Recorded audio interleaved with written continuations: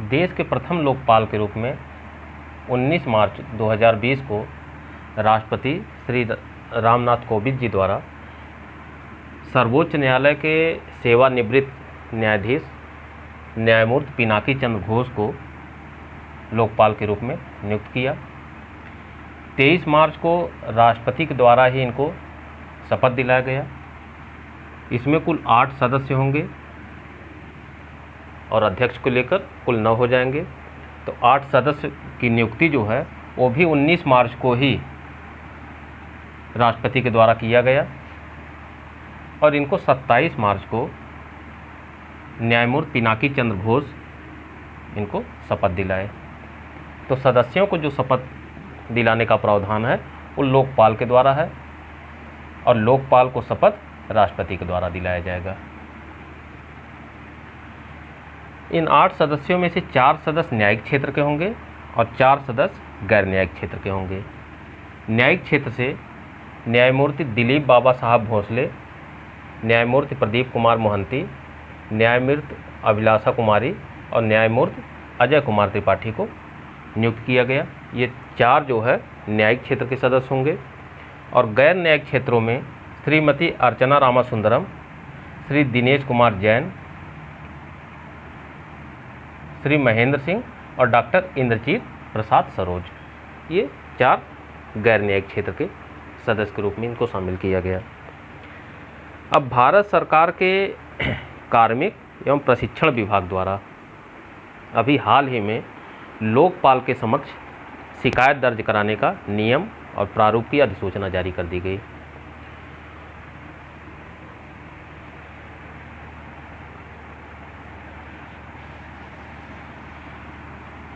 ये तो हुआ लोकपाल से संबंधित इसका गठन। लोकपाल का गठन कैसे हुआ है, इसमें कुल कितने सदस्य होंगे, उनको शपथ कौन दिलाएगा,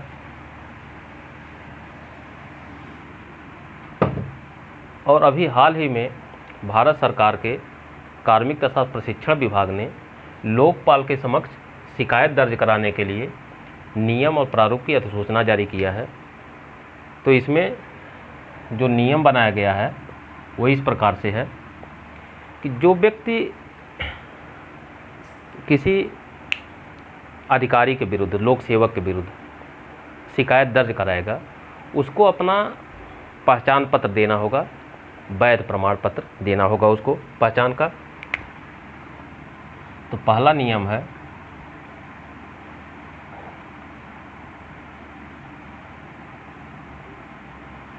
शिकायतकर्ता को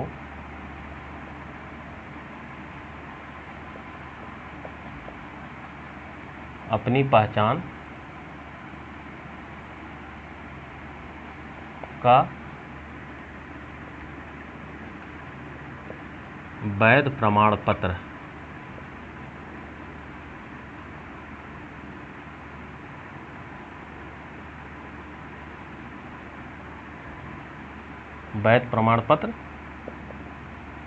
देना होगा। दूसरा नियम ये बनाया गया है कि इसमें विदेशी नागरिक भी जो यहाँ पर हैं वह भी शिकायत दर्ज करा सकते हैं किसी लोक सेवक के विरुद्ध और उन्हें अपने पहचान के रूप में अपना पासपोर्ट देना होगा।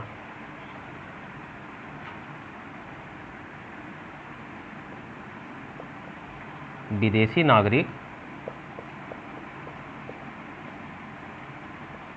भी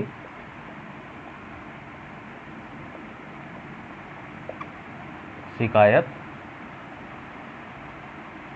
दर्ज करा सकते हैं।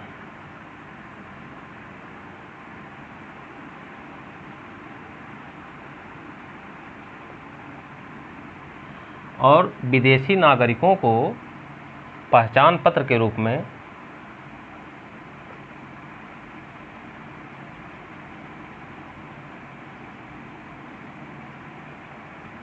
पासपोर्ट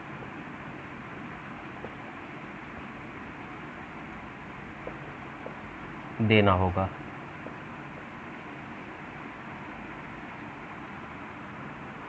तीसरा है कि जिस लोक सेवक के विरुद्ध शिकायत दर्ज कराना है तो जिस मामले को लेकर आप शिकायत दर्ज करा रहे हैं उसका विवरण और साक्ष्य भी प्रस्तुत करना पड़ेगा।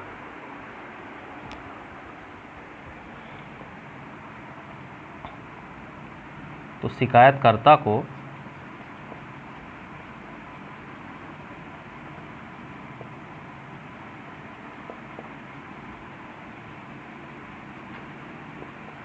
लोक सेवक, संबंधित लोक सेवक,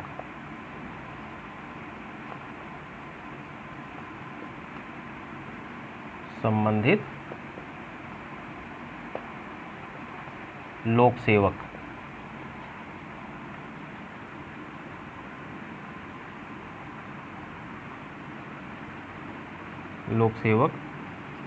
के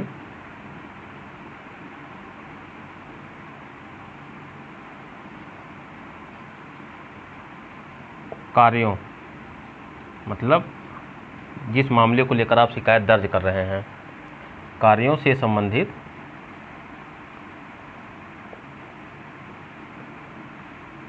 साक्ष्य देना होगा। अर्थात मान लीजिए किसी लोक सेवक के विरुद्ध आप शिकायत दर्ज करा रहे हैं और आप उसका प्रमाण देंगे ना कि भाई हम इनके यहाँ गए अमुक कार्य को लेके जो कि इनके अधिकारिता में था और ये उसका जो है उल्लंघन किए, उस कार्य को नहीं किए, या मुझसे रिश्वत मांग रहे थे। तो जो भी कार्य के उनके मतलब जिस कार्यों को लेकर आप शिकायत दर्ज करा रहे हैं उसका साक्ष्य और विवरण भी प्रस्तुत करना होगा आपको।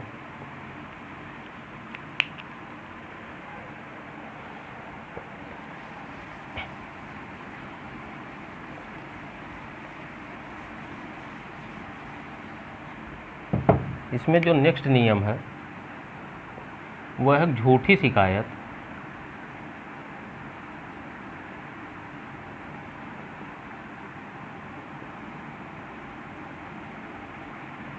झूठी शिकायत दर्ज कराना यह जो है दंडनीय अपराध माना जाएगा।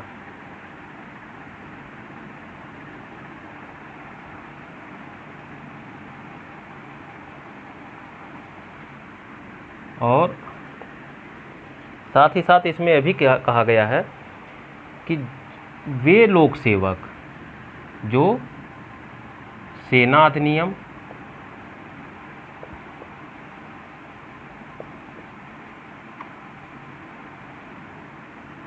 नौसेना अधिनियम,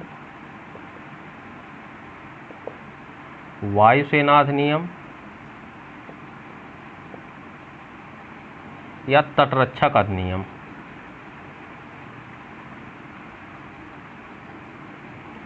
के अधीन शामिल लोक सेवकों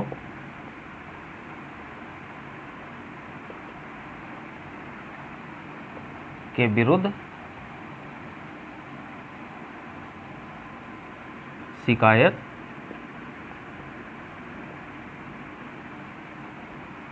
नहीं किया जाएगा।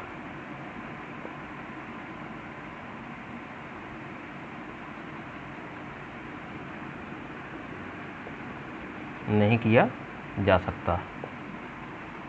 तो ऐसे लोक सेवक जो सेना अधिनियम, नौसेना अधिनियम, वायुसेना अधिनियम या तटरक्षक अधिनियम के अंतर्गत शामिल होंगे उनके विरुद्ध शिकायत दर्ज नहीं किया जा सकता। अर्थात ये लोकपाल के बाहर हैं। जो भी इस अधिनियम, सेना अधिनियम, नौसेना अधिनियम, वायुसेना अधिनियम या तटरक्षक अधिनियम के अधीन शामिल होंगे वो लोक सेवक या वो लोकपाल के दायरे से बाहर होंगे।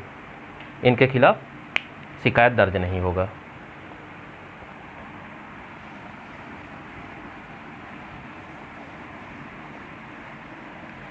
साथ ही साथ इसमें प्रधानमंत्री को भी लोकपाल के दायरे में लाया गया है और प्रधानमंत्री के संबंध में जो नियम बनाया गया है कि यदि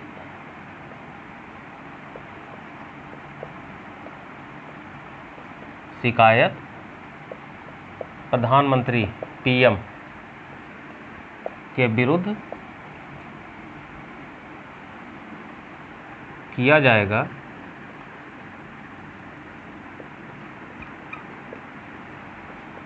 जाएगा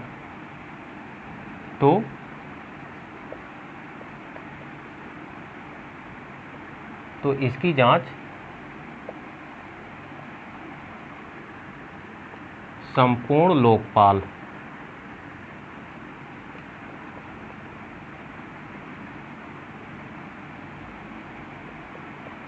पीठ द्वारा किया जाएगा। अर्थात अगर पीएम के विरुद्ध कोई शिकायत है तो उसकी जांच जो है संपूर्ण लोकपाल पीठ अर्थात लोकपाल प्लस 8 सदस्य, ये सभी लोग मिलके इसकी जांच करेंगे अगर पीएम के विरुद्ध शिकायत हुआ। नेक्स्ट इसमें है तो जो शिकायत दर्ज कराना है वो डाक के माध्यम से भी आप शिकायत दर्ज करा सकते हैं, अर्थात लेटर भेजकर, या व्यक्तिगत रूप से भी लोकपाल कार्यालय में उपस्थित होकर, या इलेक्ट्रॉनिक माध्यम से।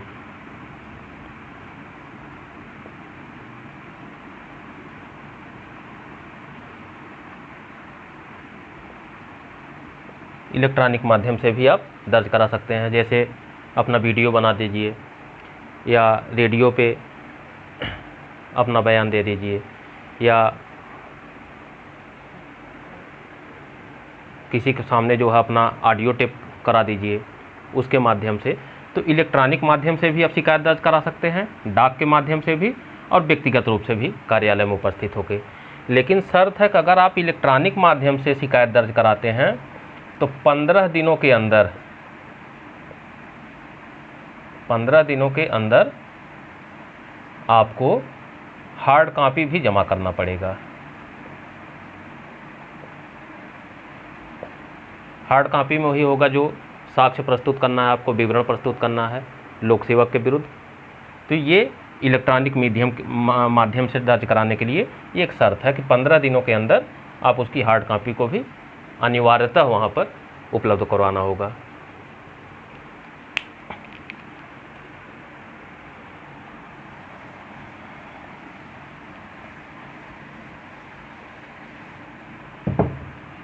और नेक्स्ट इसमें पॉइंट है वो है कि जो किस भाषा में आप अपनी शिकायत दर्ज कराएंगे। तो इसके लिए कहा गया है कि अंग्रेजी भाषा को वरीयता दी जाएगी। अंग्रेजी भाषा को वरीयता अर्थात प्रयास करिए कि आप इंग्लिश मीडियम में ही अपनी शिकायत को वहाँ पर दर्ज कराइए। लेकिन ये छूट भी दिया गया है कि 8वीं अनुसूची, जो संविधान की 8वीं अनुसूची है, 8वीं अनुसूची में वर्णित 22 भाषाओं, इसमें कुल 22 भाषा का उल्लेख है। 22 भाषाओं में से किसी भाषा में अपनी शिकायत आप दर्ज करा सकते हैं। तो अंग्रेजी मीडियम को वहाँ पर जो है वरीयता दिया गया है, लेकिन यह भी छूट है कि अगर आप इंग्लिश नहीं जानते तो 8वीं अनुसूची में वर्णित जो 22 भाषाएं हैं उनमें से किसी भी भाषा में अपनी शिकायत को आप दर्ज करा सकते हैं। तो इस प्रकार से आज हम लोग लोकपाल से संबंधित उसका गठन और उसमें उनके समक्ष शिकायत दर्ज कराने के लिए जो नियम अभी अधिसूचना जारी किया गया है भारत सरकार के कार्मिक एवं प्रशिक्षण विभाग के द्वारा, उसके संबंध में सभी परीक्षापयोगी तथ्यों का अध्ययन किए। नेक्स्ट वीडियो में जो शेष भाग बचा हुआ है करंट का उस पर अध्ययन करेंगे। तो वीडियो अगर अच्छा लगा हो तो लाइक कर दीजिएगा, शेयर कर दीजिएगा और सब्सक्राइब करना मत भूलिएगा, जिससे अगली वीडियो का नोटिफिकेशन आपको प्राप्त हो सके। वीडियो को अंत तक देखने के लिए धन्यवाद।